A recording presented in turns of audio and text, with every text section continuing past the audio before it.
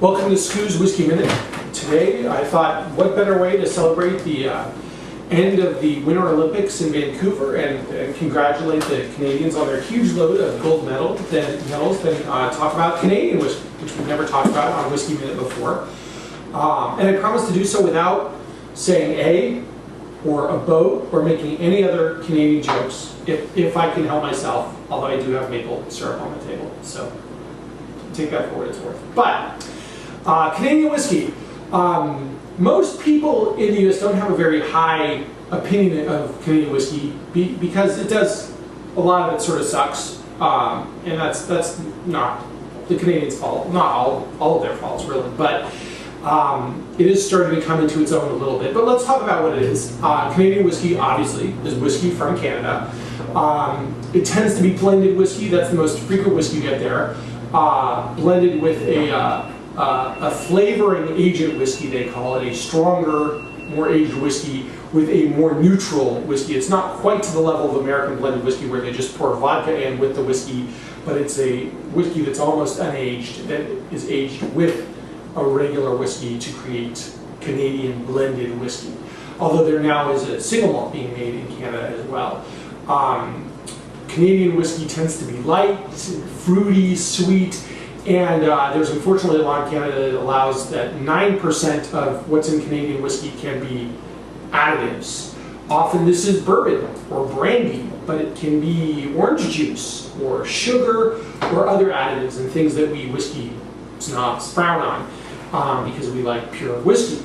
The other thing about Canadian whiskey that's often confusing is many people call it rye. Why do they call it that? Well, it used to be that rye was one of the major grains used in Canadian whiskey. And so actually officially under Canadian law, rye whiskey and Canadian rye whiskey are all synonyms. But now there are many Canadian whiskeys which don't use any rye at all. They use barley, corn, and other cereal grains, but not rye. But people still refer to it loosely as rye whiskey. It is not to be confused with American rye whiskey, which must contain a majority of rye in its grain mash. Canadian whiskey, people call it rye, but it's not really rye, so that adds to a lot of confusion. Canadian whiskey has been popular in the United States really since Prohibition, when they smuggled it in from Canada and people got a taste for it. I'm sure you've heard of the major brands, Crown Royal and Canadian Club and Canadian Mist, but there's now starting to be some newer distilleries in Canada that are doing more interesting things that aren't using flavor additives. Unfortunately, most of these are only in Canada. They're not being exported to the US. One of them is, though, is 40 Creek. 40 Creek whiskey is readily available in the US at pretty good prices, generally. Often you can find it still in the $20 range. And it's made by a winery in Canada that started making whiskey, and it has a little deeper flavor. It's still a Canadian whiskey. It's a blend. It's sweet and caramely. It has some citrusy notes. It's a very nice whiskey.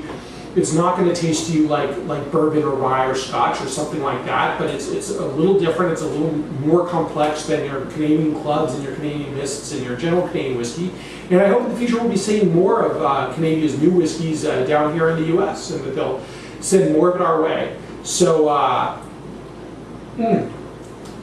this would go great with poutine. So enjoy your Canadian whiskey. Thanks for watching. Yeah, hosers. No, I said I wouldn't do that.